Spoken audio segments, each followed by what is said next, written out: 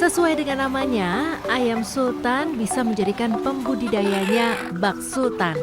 Tentu saja karena omsetnya yang menjanjikan, tak kurang dari belasan juta rupiah per bulan. Wajar saja karena unggas berbulu lebat ini menjadi buruan kolektor unggas hias.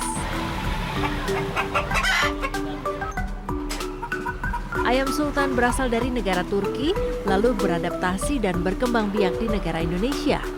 Ardiansyah, warga Pakjo Palembang yang berhasil membudidayakan ayam sultan serta menghantarkan dirinya meraup pundi-pundi rupiah.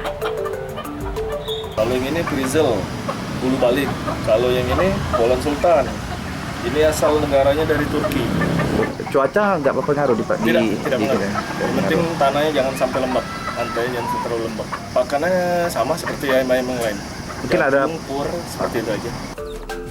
Anakan ayam sultan dijual di kisaran harga Rp500.000 per pasang. Sedangkan untuk remaja maupun indukan dijual dengan harga 1,5 hingga 2 juta rupiah per pasangnya. Dari Palembang, Sumatera Selatan, Erwin Setiawan, iNews melaporkan.